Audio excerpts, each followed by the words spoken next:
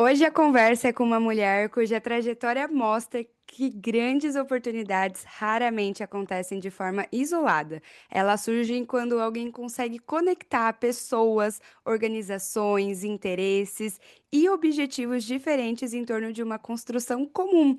A nossa convidada é a Renata Age, executiva com mais de 20 anos de experiência em desenvolvimento de negócios, inovação, relações institucionais e parcerias estratégicas. Ao longo da sua carreira, ela passou por áreas muito diferentes, mas que possuem um ponto de conexão muito forte. A Renata ela já atuou no setor de turismo, participou de projetos ligados à preparação do Rio de Janeiro para grandes eventos internacionais, trabalhou com desenvolvimento de negócios e parcerias na Embratur, ocupou posições ligadas até mesmo à ciência, tecnologia, inovação. Bom, vamos conhecer um pouquinho dessa Renata, né, Rê? Seja muito bem-vinda ao podcast. Obrigada, muito obrigada. Fico muito feliz, Ju, de estar aqui com você, com quem está nos ouvindo, e que esse pequeno recorte da jornada da vida que é tão curta sirva para entreter, quem sabe aí inspirar alguém. Com certeza. E você sendo uma mulher inspiradora, Rê, me conta aqui, essa trajetória, como que começou a atuar nessa parte de tecnologia, de relações institucionais? Você sempre teve esse interesse? Não foi algo estrategicamente pensado, diria mais intuitivo pela naturalidade que eu conectei sempre pessoas, assuntos. A princípio, não, obviamente, com sinergia para a maioria das pessoas, mas que para mim faziam todo sentido estar na mesma sala ou no mesmo projeto. Então, é, foi algo que foi surgindo naturalmente, né? Com a minha facilidade em falar com pessoas, em transmitir ideias e me comunicar. Que bacana. E olhando ali para a sua trajetória, você começou no turismo, né? Não foi exatamente conectando pessoas. Você fez turismo aí no Rio mesmo? Fiz no Rio, na verdade, em Niterói, né, na Universidade Federal Fluminense, no primeiro vestibular da UF, e também fui a primeira aluna a fazer intercâmbio fora, e eu escolhi a Universidade de Sevilha por ser uma das universidades que a UF tinha conexão e era uma das melhores do mundo na área de turismo, de hospitalidade. Hoje, em 2026, se escuta falar em Sevilha, cenário de filmes de Tom Cruise, né? Mas desde lá de trás eu tive aí a oportunidade de não só fazer a faculdade,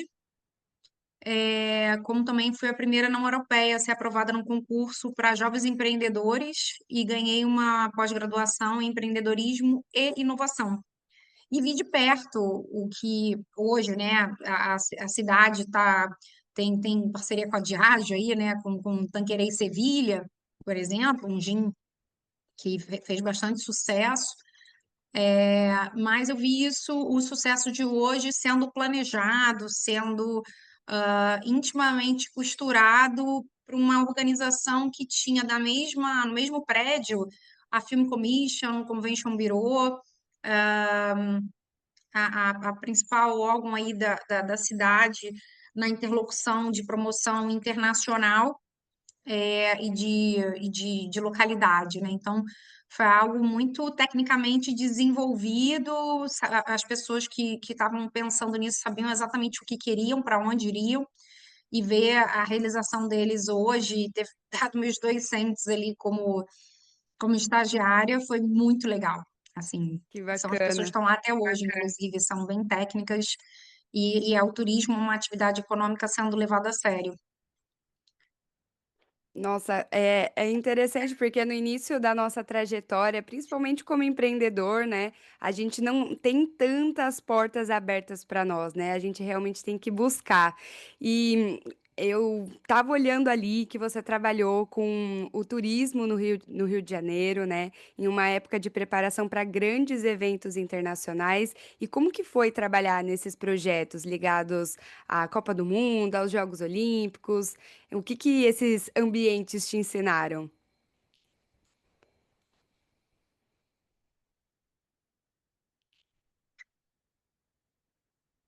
Ah, me ensinaram muito, muito mesmo, assim, me ensinaram é, sobre o turismo para mim é uma grande escola sobre cultura, né? A gente estuda aí uma atividade econômica que, quando aquecida, atinge mais de 600 quinais.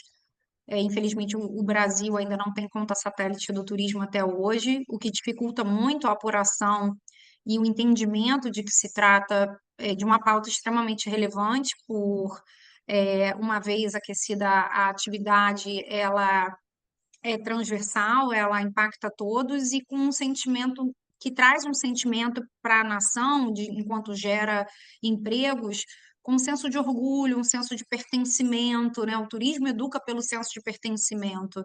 Então, é uma possibilidade das pessoas estarem empregadas, e que o espaço delas ou a forma como elas são é por si só motivo de orgulho e de possibilidade de alguém cogitar usar o tempo dela livre ou a narrativa da empresa dela, a marketing, para querer associar essa pessoa ao que é produzido ali, a esse destino.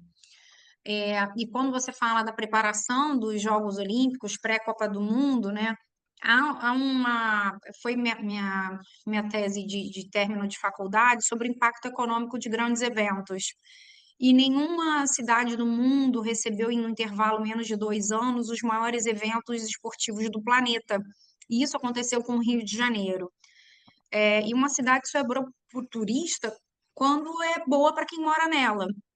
Então, eu pude viver reuniões com o BID, captação de 180 milhões de dólares para a gente capacitar os destinos, os 5 destinos indutores do turismo que tínhamos aqui dos 92 do estado do Rio de Janeiro. Pude participar ativamente tanto desse acordo com o BID, bem como da capacitação das pessoas e de toda a cadeia, né, que faz parte do turismo nessa atividade.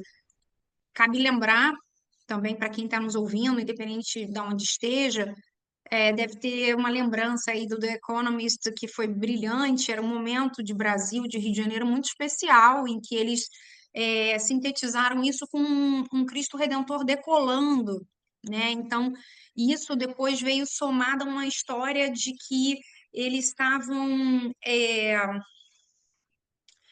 retomando os territórios na cidade do Rio de Janeiro perdidos por narcotráfico, com uma ação direta. Você via policiais que estavam aposentados subindo, né, o que antes eram favelas serem chamadas de comunidade, as pessoas que antes tinham vergonha de morar nesses espaços, falar que moravam numa determinada comunidade, né, o policial sendo visto, ao invés de vilão, passando a ser um sujeito a ser reconhecido como herói, sabe? E na minha mesa estava o projeto do Santa Marta, que foi a primeira comunidade pacificada do Brasil, aqui em Botafogo, e eu subi ali a comunidade para entender as pessoas, o que existia para acolher o turista, e é muito interessante quando você está no governo, a possibilidade do que você faz de fato impactar positivamente a vida das pessoas. E dá muita alegria, te torna imparável, sabe? Porque você fica com uma sensação de que você, numa atitude, pode ajudar muitas famílias, impactar positivamente muitas pessoas. E isso tocou todo o time, né? De fazer as coisas acontecerem.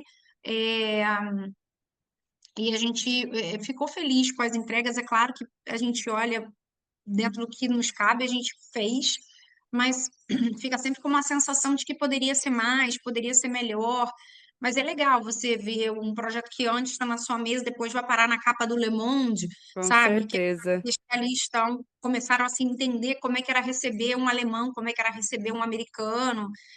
Essa senhora que ia vender um bolo, passa a vender vários bolos, e como é que isso altera a receita dela, uma empreendedora por subsistência, né? Porque a gente fala do empreendedorismo.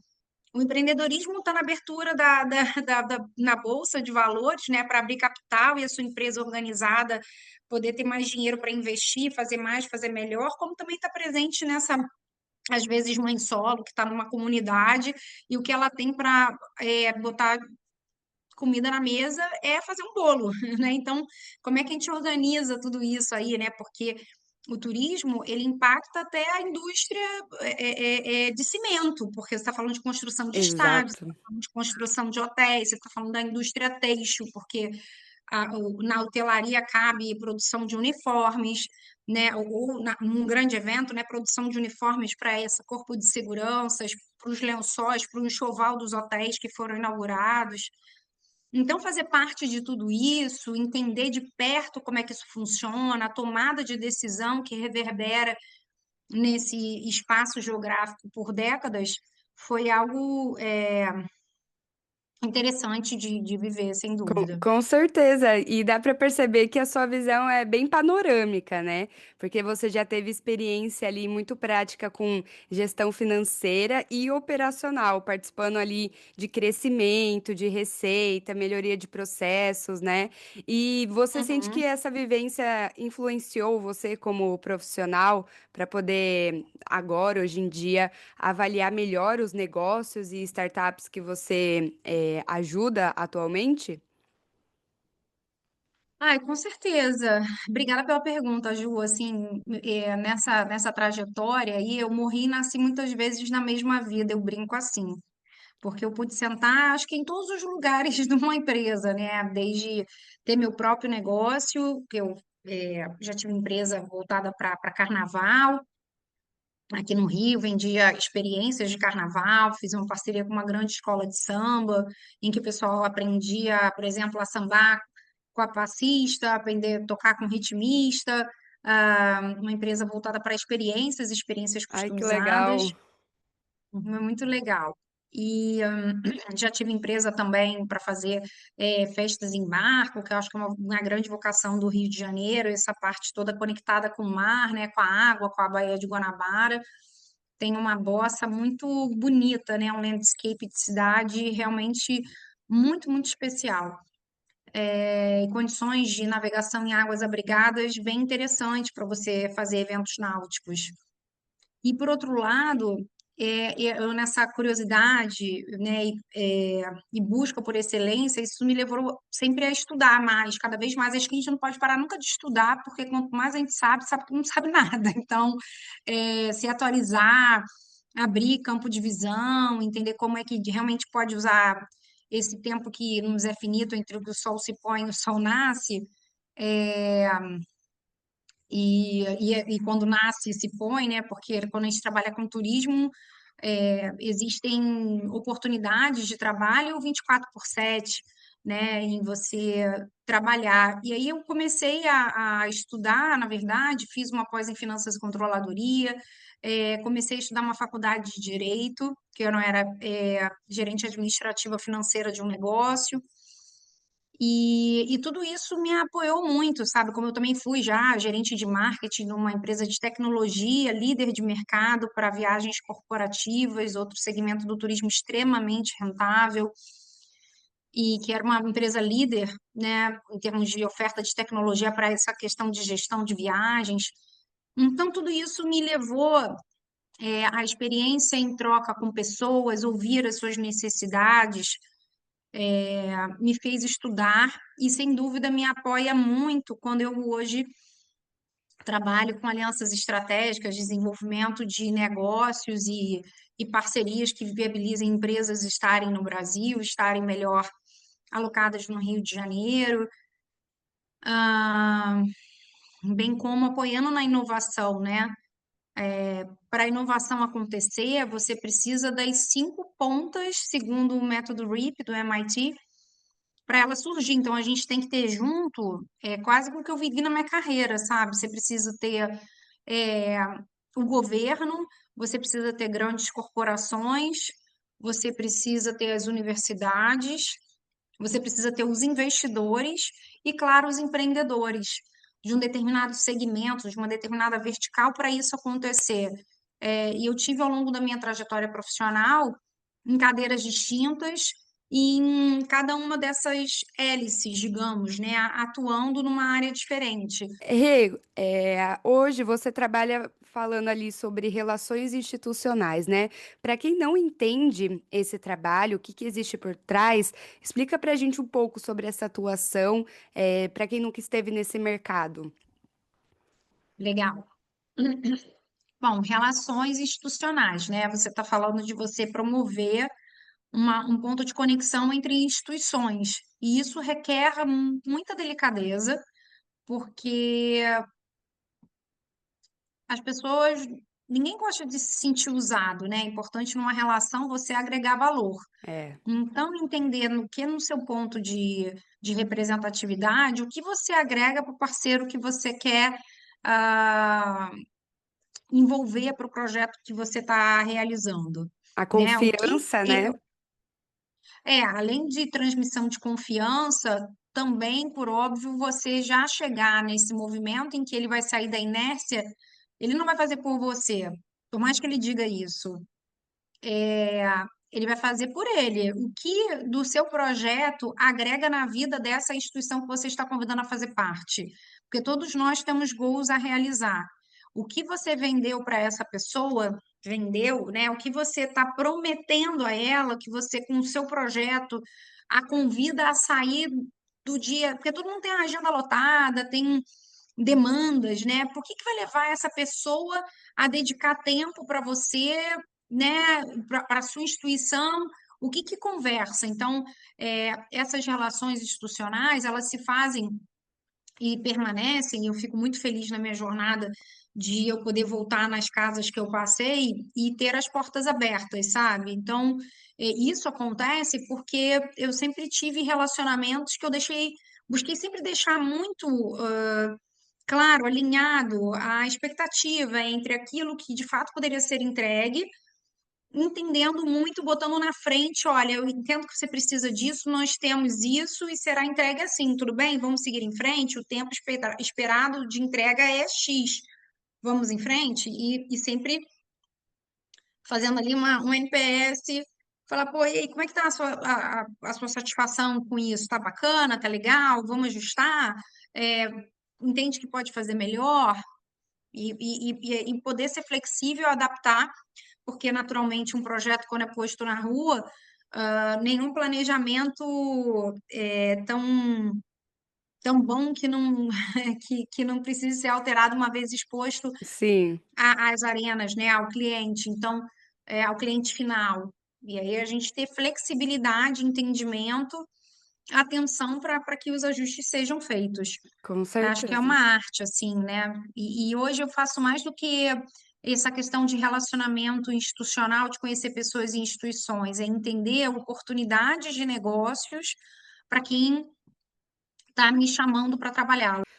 E Rê, como que está sendo a sua atuação, né, nessa ponte para a empresa vir para cá, para o Brasil? Como que funciona essa relação?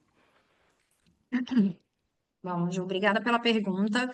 Em especial, hoje eu estou com um cliente que me deixa bem feliz, porque une bastante ponta da minha carreira, da minha trajetória. Estou apoiando a chegada do The Trist, que é um hotel LGBTQIA+, boutiques de luxo, pelo mundo e que levanta a bandeira de um hotel realmente LGBTQIA+. Não trata-se apenas de um hotel gay-friendly, é um hotel 100% dedicado ao bem-estar da comunidade. E que o dono, o Tristan Shucraft, que tem diversos negócios ligados à comunidade LGBTQIA+, como o Wabe em LA, como a plataforma PrEP do Mister, né, que é uma distribuidora de PrEP nos Estados Unidos. Ele tem planos muito ambiciosos e propósito para mover essa rede de hotéis aqui para o Brasil e busca trabalhar não apenas para o negócio dele, mas como não está vindo aqui pegar uma fatia do bolo, ele está vindo aqui para incrementar o bolo, né? Está vindo aqui para é, fazer crescer e movimentar o posicionamento do Brasil de muita relevância na Pink Economy, né? Que apesar do cenário tão vibrante de carnaval, de parada gay, por exemplo, em São Paulo, depois da Fórmula 1, a parada gay é o evento mais rentável para a cidade, né? Em termos de PIB, economia, a atividade turística, além de gerar muita empregabilidade, você tem um impacto de mais 600 quinais quando aquecida. E ele olha isso para a comunidade gay e pensa em desenvolver o bar que está do lado, em apoiar, e ele fala isso claramente, né? Fala, ó, se a Prefeitura do Rio precisa de US$ 1 milhão e um jato para trazer a Beyoncé para todo mundo no Rio, pode contar comigo, né? Então é muito legal você estar tão de perto, eu trabalho diretamente com ele, que vê um empresário com tanto apetite e vontade de realmente fazer acontecer, né, projetos. Então,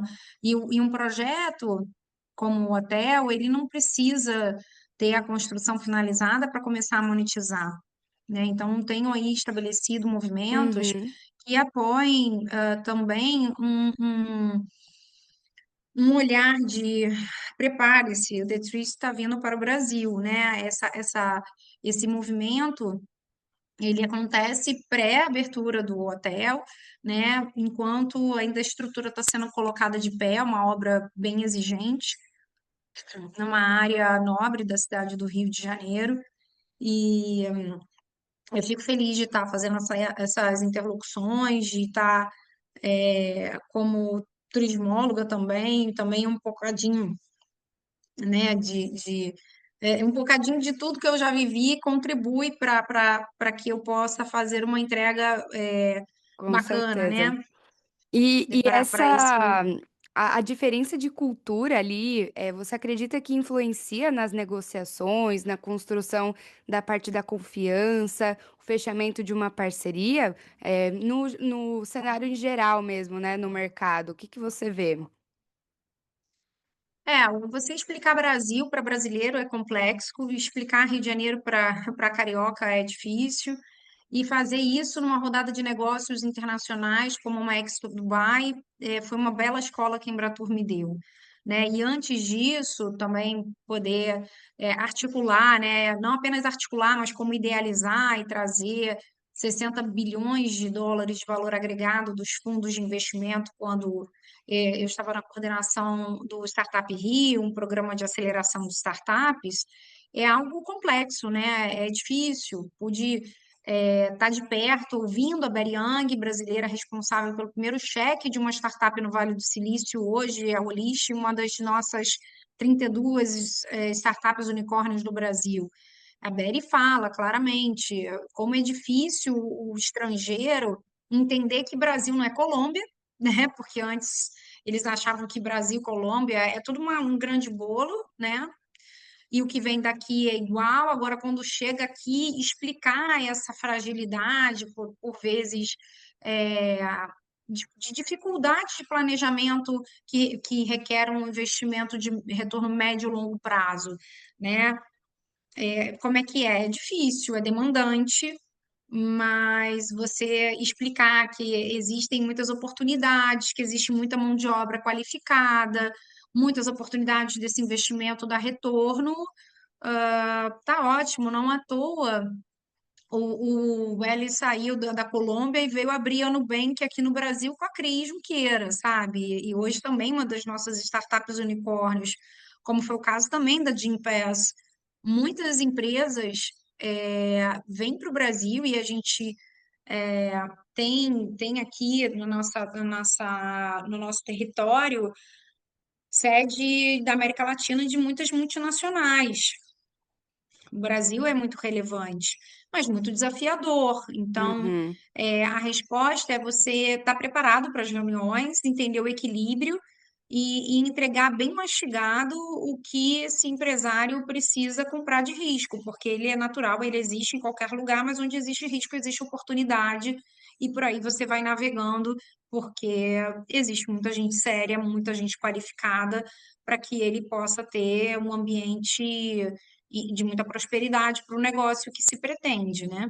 Sim. E Rê, você falou até das startups, né, que você já trabalhou com elas, e eu sei que existe a dificuldade de conectar as corporações com as startups, já que as grandes empresas elas querem inovar e as startups elas querem acessar grandes clientes também, né?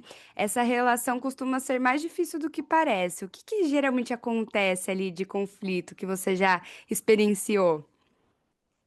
Poxa, obrigada aí por essa pergunta. Na vontade de respondê-la, eu até estive no palco do Energy Summit, hoje o maior evento do MIT no mundo.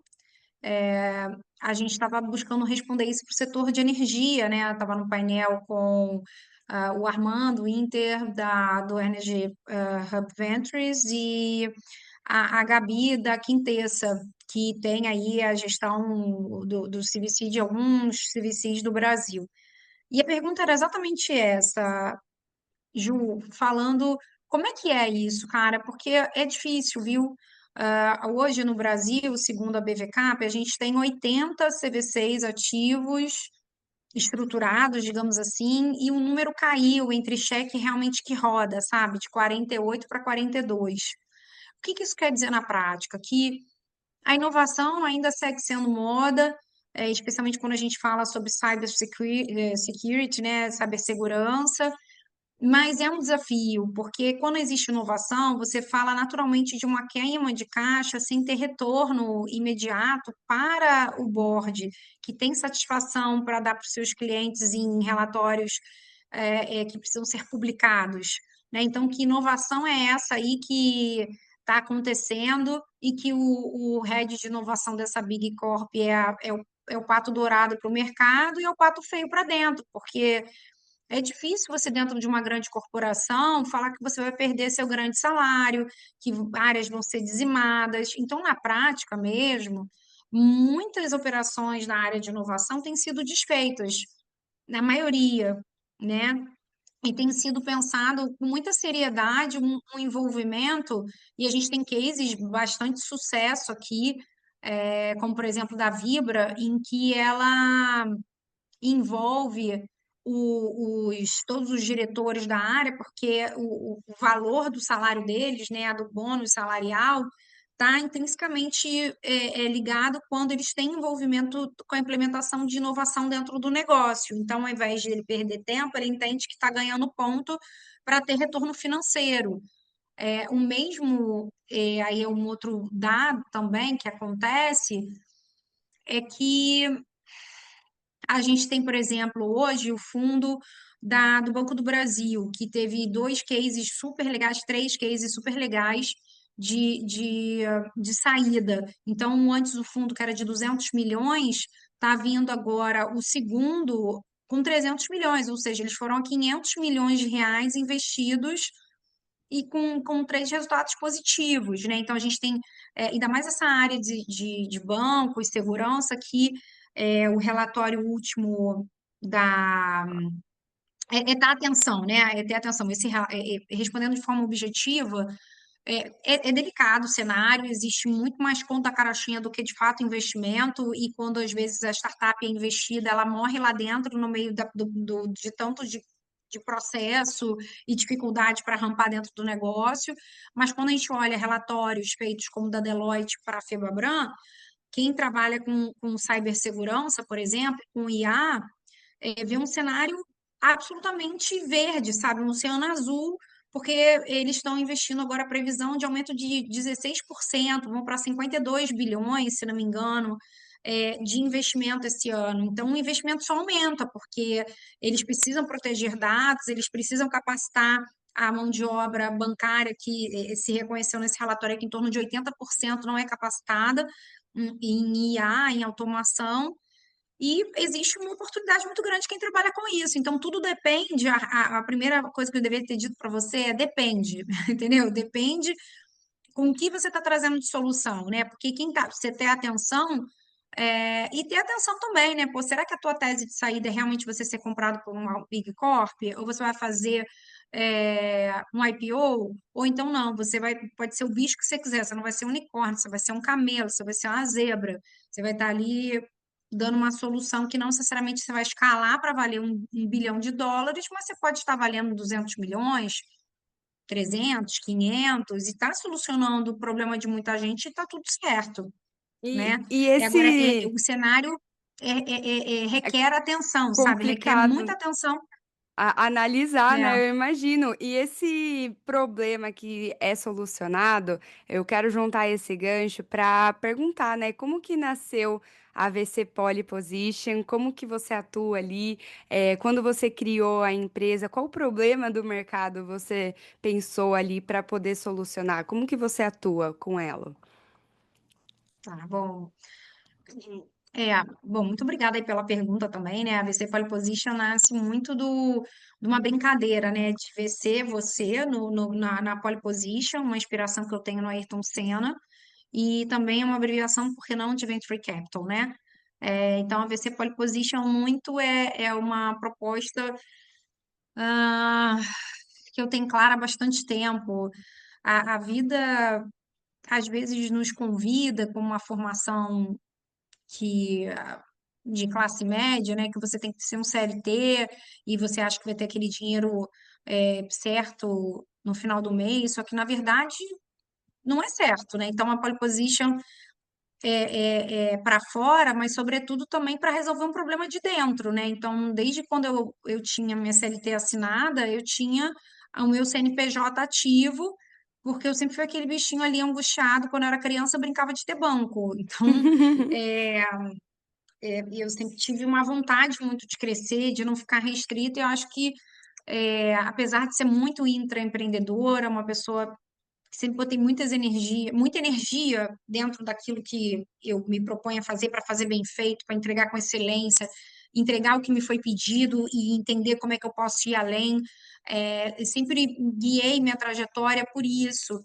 E a VC Pole Position vem num lugar de eu entender que a gente está nos lugares, né? Ninguém é insubstituível, né? Eu não posso também ter só um cliente, como também é difícil a gente ter só um emprego, né? E que isso vai ser absoluto. A não ser talvez que você faça um concurso público, mas ainda assim eu acho que é restringir muito a tua capacidade de remuneração e entrega para a sociedade, né? Mas a VC Proposition vem para solucionar uma necessidade minha de entender como é que eu posso me posicionar de uma maneira profissional nessa minha energia de poder fazer mais e melhor. E, sem dúvida, entregar para o mercado essa mentoria de negócios, essa consultoria, esse posicionamento de advisor, essa possibilidade de conexão, de facilitar a escala de um negócio, ou entender e fazer um trabalho muito cuidadoso, criterioso, e a pessoa fala, Renata, eu preciso de dinheiro. Eu falei, calma, você não precisa de dinheiro agora, você precisa se organizar. Vamos fazer aqui um processo, vamos estabelecer processos. Peraí, acho que seria interessante você ter no seu time esse tipo de pessoa para ser completo, porque hoje, se entrar 1 milhão de dólares, 10 milhões de dólares, você vai queimar e você não vai saber nem onde foi, né? Porque isso também me fiz entender no decorrer da minha vida, né? Não é só de muita energia que isso vai trazer prosperidade, não é porque a gente tem muita vontade de querer dar certo, Uhum. né? Que há um tempo atrás, eu até ouvi uma piada, né? Se fosse muita energia, cara, o burro ia ser aí de muito trabalho, o burro ia ser o rei da floresta, o dono da fazenda, entendeu? E É. ele trabalha duro pra caramba. Então, acho que a gente tem que estar muito conectado com a proposta de a gente, se a gente não serve para servir, não serve para viver, é para quem eu estou servindo? Como é que eu posso destinar a minha energia para resolver o problema de muitas pessoas? Qual é o problema que eu me proponho a resolver? Ele vale Excelente. quanto? Vamos alinhar, né, expectativas entre aquilo, a vida que eu quero ter e o tipo de problema que eu quero resolver. Quanto é que isso é pago no mercado? Será que e outra coisa, né? Se é tão fácil resolver esse problema, significa que você logo vai ser substituído. Uhum. Então, revise a energia aonde você coloca e para quem você coloca, né? Eu já ouvi numa mesma semana que o meu tempo valia X e numa outra mesa o meu tempo valia 10x. Então, é também entender aonde é que você está, né? Então, a VC Pole Position me deu essa visão de, cara, peraí, onde é que eu posso estar aqui, né? Para quem eu posso vender? Eu aprendi na mesma semana de X para 10x? Não, cara, eu só sentei do lado de pessoas que entendem o valor daquilo que eu entrego. É o Então, público isso também certo, foi né? muito. Porque, assim, é isso, assim, não tem exatamente o certo e errado, cada um está no seu caminho. É Uhum. a gente que precisa saber sentar no lugar onde é que nossa energia e aquilo que a gente sabe fazer tem valor. E também é o seguinte, não é porque é fácil para você que é fácil para todo mundo. Às vezes a gente, como tem coisas que para nós é, Deixar é óbvio. muito fácil fazer, é a forma como a gente já enxerga, a gente não se dá nem o devido valor. Então começa também com a gente, sabe? A VC Pole Position me ensinou muito isso, porque como eu fui uma pessoa que eu nunca me encaixei exatamente nesse, nos pré-moldados que existem no mundo, foi uma saída que me realizei bastante, né? Em que eu pude estar podendo fazer entregas e estar sendo remunerada por isso e me apresentar de forma profissional. Ótimo. Que grande objetivo você tem aí, né? E além disso, de servir também. Eu sei que você é cofundadora da Casa da Mentoria, que eu tive o prazer de participar ali de uma sessão. E eu quero entender melhor, né? Conta pra gente como que funciona a Casa da Mentoria, qual foi o motivo ali por trás de você e da sua cofundadora de criarem a Casa da Mentoria, quantas pessoas já passaram por ali? Conta pra gente. Legal, obrigada, Ju. Pois é, a Casa da Mentoria foi uma criação minha, Renata Rage, com Ana Luísa Cassalto e Márcia Timóteo. Juntas nós temos 75 anos de valor agregado e trajetórias multidisciplinares para entregar quem passa por lá. Né? O produto que você teve conexão, a nossa entrega, foi nosso curso de formação de mentores de negócios, em que a gente idealizou muito, identificando uma necessidade de mercado, que muitas pessoas hoje se autodeclaram mentoras de negócios e não necessariamente tem algum método para fazer isso acontecer. E empatia e entendimento de ambientes de inovação, ambientes de empreendedorismo, como é que isso funciona, tem um método de fato para iniciar, conduzir, terminar essa conversa que demanda uma uma escutativa, né?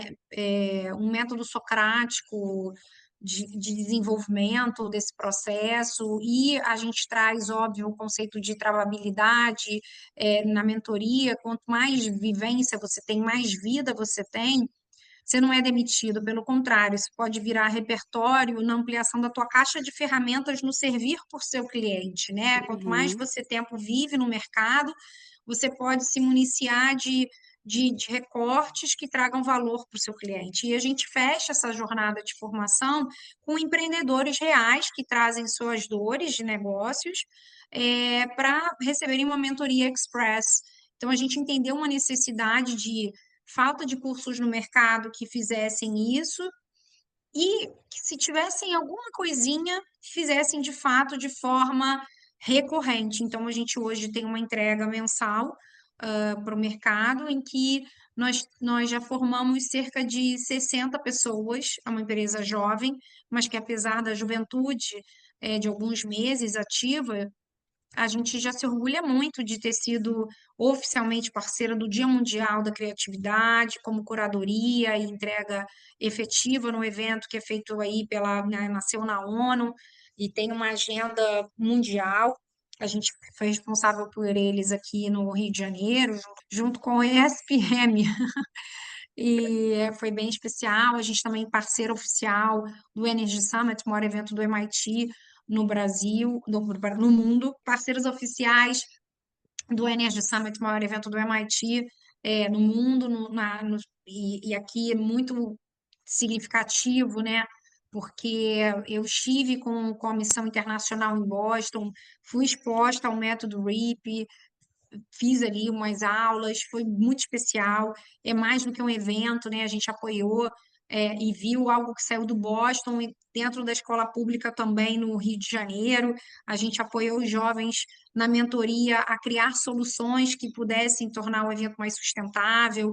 E ao mesmo tempo também nossos mentores apoiaram as startups que lá estavam para falar de lançamento de foguete. Tinham professores da UFRJ com a gente, podendo, com o método, ter essa conversa desse nível de especialização. Parceiros também, tivemos no palco da B2L, que é o maior evento jurídico do mundo de inovação, desbancando Nova York, depois de 5 anos de realização, do São Paulo Innovation Week,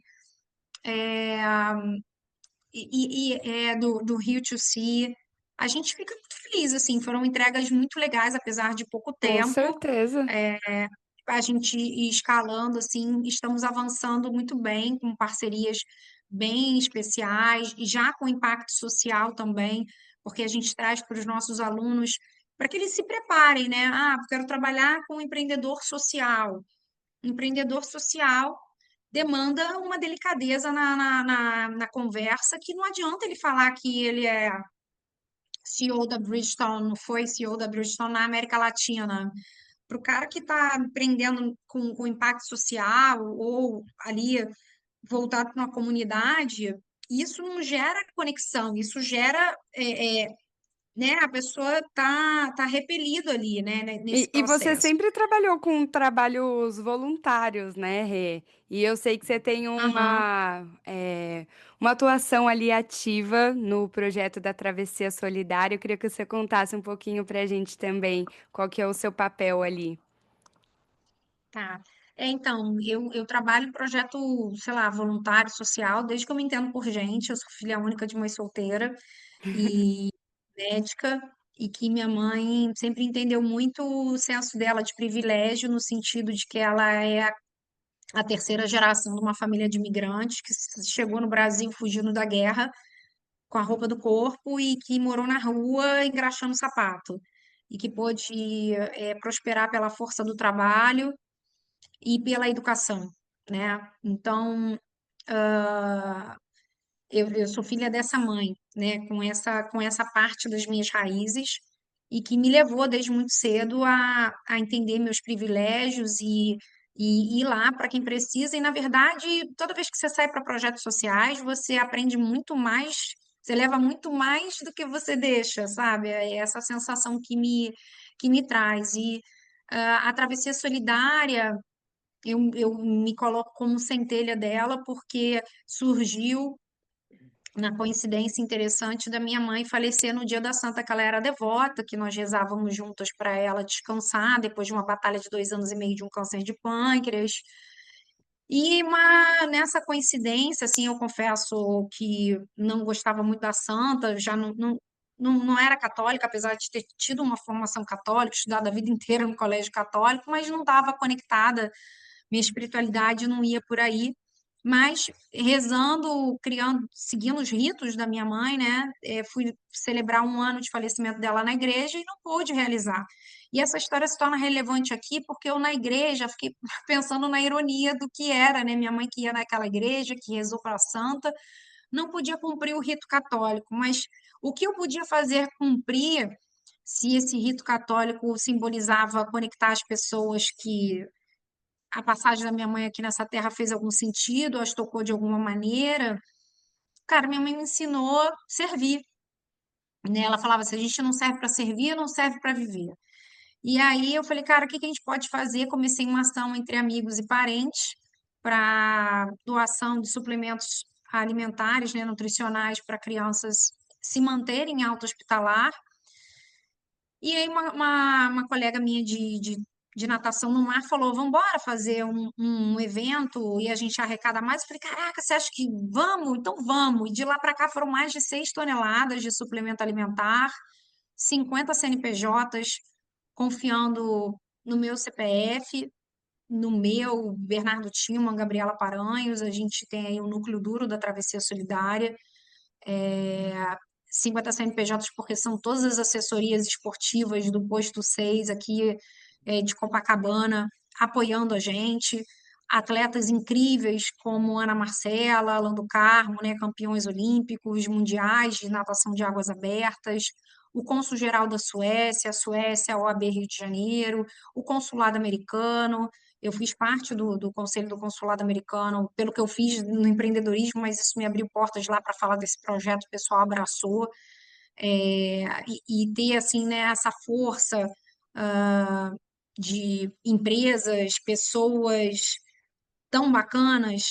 É, esse ano, na nona edição, a gente está abrindo o Instituto Travessia Solidária para que a gente possa fazer mais e melhor de forma organizada, porque trabalhar no voluntariado e com impacto social é muito difícil você manter a constância se você Sim, não tem organização. A vida nos convida a ir para outros lugares, mas quando a gente olha, aparece a ajuda. Mas viver só nessa coisa é difícil, né? Então, o Instituto se faz necessário, né, para uma organização, para que a gente possa ter uma estrutura para fazer mais e melhor. Se podemos fazer no ritmo entre amigos, né? Acho que trazer um conforto para centenas de famílias, nem que seja um pouco, né? Porque é muito pouco mesmo. A gente falar que garantiu só a lata de Fortini Plus, por exemplo, que custa R$ 80 na farmácia. Tem crianças que usam 10, 20, 5 ou 5 latas, mas enfim, para uma família de classe média é muito. Para uma família em vulnerabilidade social que está usando o serviço de saúde pública, é muito difícil. Então, é nesse grão de areia que a gente entende a que relevância bacana. de seguir, né? E hoje, aí, como formada com a formatura que eu tenho, né? Mas me agreguei, me capacitei como conselheira, poder trazer isso que me pagam para fazer na vida privada, poder ajudar aqui um pouquinho o Instituto a ser real e seguir firme. É muito lindo ver a sua trajetória, Rê, com tantas ações que você já fez, assim, com tantas atuações. Então, parabéns por esse posicionamento de verdade. E até para a gente ir finalizando aqui, eu queria puxar um lado para Renata Mulher, né? Eu sei que você atua em mercados historicamente mais masculinos, como investimentos, inovação, essas relações de instituições também, né? E quais barreiras ali ainda aparecem, para mulheres que desejam ocupar essas posições? O que que você vê ali que talvez possa te atrapalhar ou você não sente isso? Como que foi para você ser mulher nessa posição?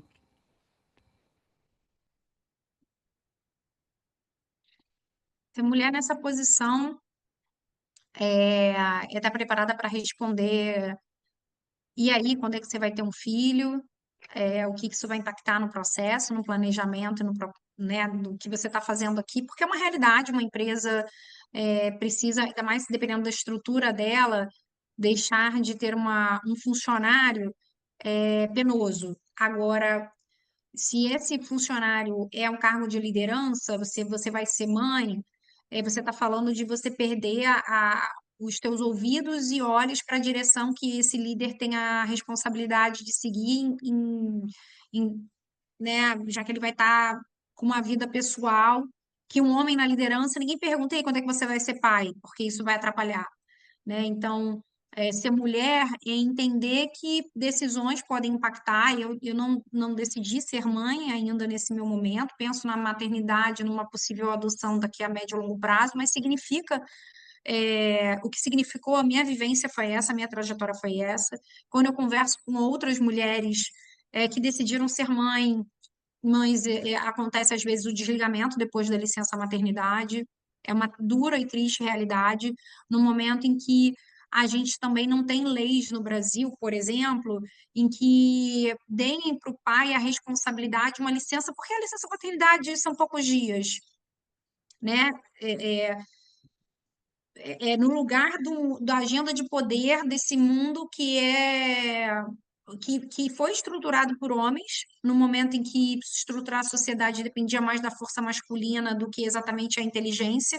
Hoje a gente vive um momento de sociedade que uma empresa que antes demorava em média 12 anos para valer US$ 1 bilhão, que é o caso de uma startup, essa era em média a trajetória que se demorava para ter esse valuation. Depois da IA, recentemente nós tivemos no Vale do Silício, em poucos meses, uma empresa que distribuía a Egov valeu US$ 1 bilhão em poucas semanas, e ele contratou um mais novo. Não, eu estava falando sobre a questão, né, do valuation, de cada vez mais eu acho que como sociedade a gente está mais independente do lugar de ter um homem para uma empresa prosperar, para a sociedade prosperar. Então, ser mulher é entender que cada vez mais você vai ter espaço, porque você pode sim ocupar um lugar de poder, porque o poder não necessariamente está atrelado à força, está atrelado à inteligência. E Uhum, que as duas energias têm seu valor, a energia feminina e a energia masculina, né? O homem tem muito valor, como a mulher também tem. Acho que hoje a gente tem perfeito. ocupado cada vez mais espaços, porque não só pelo discurso da diversidade, mas porque a energia feminina, a sutileza, saber ler camadas, dar conta de muitos projetos, tem sido interessante para os desafios atuais que as empresas ocupam, se é da vontade da mulher ser empregada.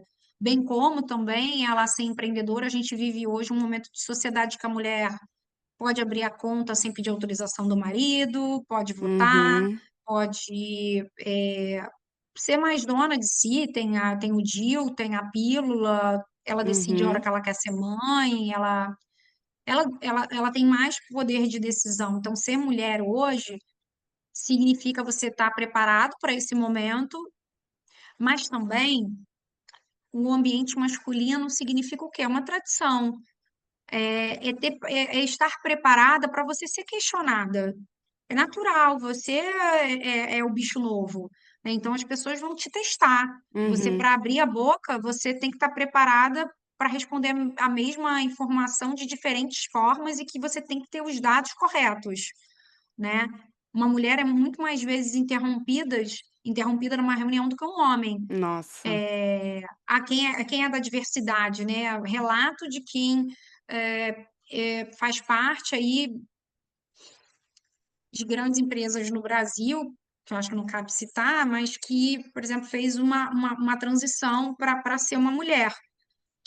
A resposta dela numa entrevista, ela falou, cara, o que que você sentiu mais de diferença quando você era um homem engenheiro e hoje você é trans na reunião? Cara, hoje me interrompem, antes não me interrompiam. Poxa vida. É perceptível, né, na sociedade. E assim, a gente olhando para os próximos anos, Rê, qual que é a sua visão da evolução da sociedade e também dos negócios, dessas relações institucionais, as parcerias? Como que você vê esses próximos anos, a evolução? Porque é diferente analisar a evolução do mundo e a evolução do brasileiro, né? Acho que tem um pouquinho de diferença, mas com a evolução da IA, das novas tecnologias, acaba tendo uma mudança ali do mercado. Eu queria saber o que que você pensa sobre isso. É, acho que hoje a gente vive num mundo cada vez mais polarizado, em que as pessoas tendo seus pontos de vista validados nas redes sociais que frequentam por algoritmos que apresentam só aquilo que tem sintonia com o que ela pensa, acaba, de certo modo, eu acho que um processo quase que de adestramento de que a sua visão é soberana. Então, a gente tem com isso um mundo com muitas dificuldades de diálogo, de empatia com aquilo que você não consegue enxergar, que faça sentido. As pessoas estão com dificuldade de manter pontes, porque elas não conseguem mais dialogar com aquilo que é diferente delas. Então, isso traz um desafio muito grande para quem está trazendo um produto ou solução, estar atento para essa aspereza, para essa a rigidez que a polarização traz, né? Então, em termos econômicos, a gente vive um cenário de de Olimpíadas, quase isso, né? Mas de eleições, que aí são muitas modalidades, para que possa ser ter muita atenção, que eu acho que é independente, por exemplo, hoje eu estou com uma pauta com um cliente internacional que está investindo pesado no Brasil e que ele tem uma pauta de diversidade. Mas, sobretudo, ele tem um negócio. Então, ele tem que Uhum, ter a sabedoria nos próximos anos de sempre defender o aspecto econômico do negócio dele, que dialoga com as minorias, que dialoga com a diversidade, né? E que se nesse momento, né, se o mundo for mais à direita, conseguir, ainda assim faz parte manter espaço para um negócio que gera empregos, que paga impostos, mesmo ele vendendo um produto para a diversidade, que geralmente é uma pauta que a esquerda se apropria mais. Então, eu acho que é tempo sempre de você ter muita sabedoria, entender por onde você está navegando, entender muito do que você está fazendo para você poder navegar pelos caminhos, né? uhum. Porque é isso, assim, acho que a gente nunca antes teve acesso a tanta informação e fomos tão estúpidos como estamos sendo hoje em termos de nação, né? De mundo, né? Muita Infelizmente. informação e mesmo assim a gente tá cada vez pior, parece, né? Mas, Rê, obrigada por trazer essa visão, esse conhecimento seu, toda essa sua trajetória super rica. Eu imagino que você tenha muitas histórias ainda para compartilhar, mas eu quero que você deixe aí uma mensagem para quem está nos ouvindo, o empreendedor que está buscando ali desenvolver a empresa, a startup, desenvolver relações. O que que você deixa aí de mensagem?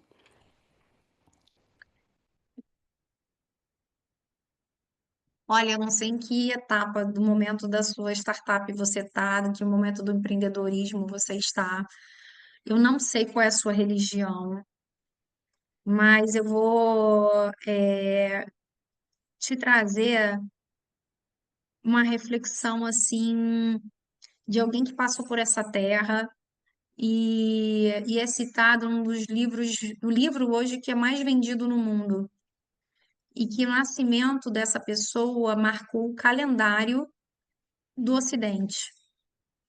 E ele é uma marca que passa por gerações. Ele tinha um propósito muito claro de mudar a vida das pessoas. Ele não tinha recursos financeiros, ele tinha uma ideia, um propósito muito claro e definido para quem ele queria entregar, e ele, entendendo a diversidade para quem ele queria entregar, ele montou um time tão diverso quanto os seus clientes, e que Jung chamou de arquétipo.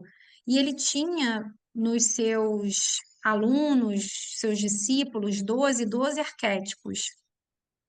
E esse cara trouxe uma mensagem, ele replicou e escalou numa velocidade tão grande que em 33 anos de existência, ele conseguiu passar a sua mensagem, replicar e que ela fosse citada, que ela fosse comentada em pessoas que pensavam como ele, ou pessoas que mudaram seu pensamento quando tiveram contato com a proposta dele de solução para como as pessoas poderiam se relacionar na sociedade.